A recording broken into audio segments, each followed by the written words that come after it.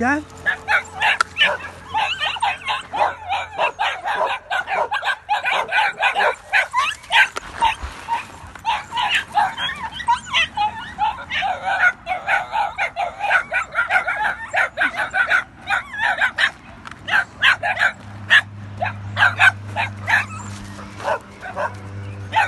ای قومیتون برم من مامی اینا مهمونه جدیدمونن این مهمون جدیدمونه مامی ببینش صورت کوچولوشو ببین من یاد نبات میندازه قربان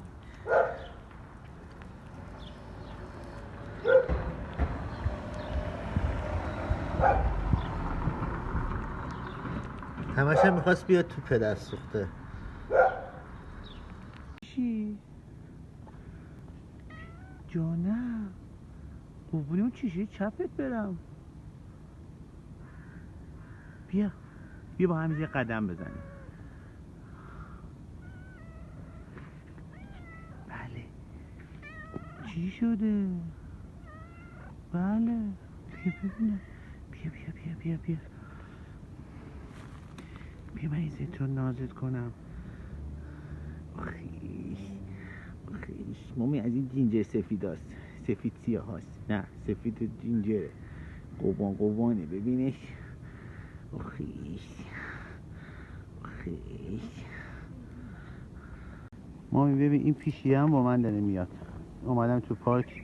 قدم بزنم دم خونه پپرینا این پیشیه هم با من دوست شده با هم دیگه داریم قدم میزنیم بیا بریم آفرین بیا جانم بابا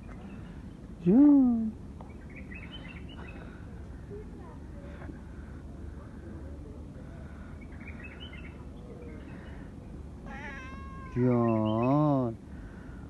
آخه هیچی ندارم بدم بهت بخوری کاش که چیزی آورده بودم بخورم قربان بیا با هم بریم بیا من تو با هم قدم بزنیم جون آره اون بالا برو با هم دیگه از اون بالا قدم بزنیم بگی پیشیا بیاین دیگه اصلا نمیخواد بخوریم ای ننه بیا آها بالاخره خورد باریکن چیز کیک دونه لیست نمیزنی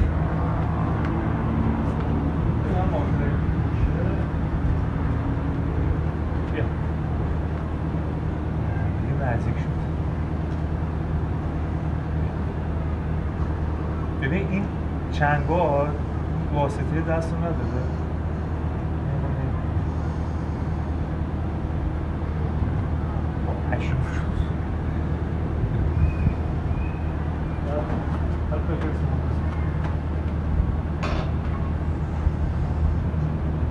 رضا مسعودی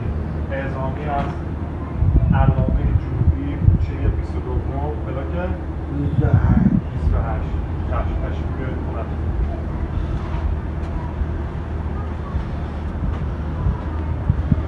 بذار اینجا خیلی خوب بود حالت مخصوصی داشت بیشتر حالت نخصوص بود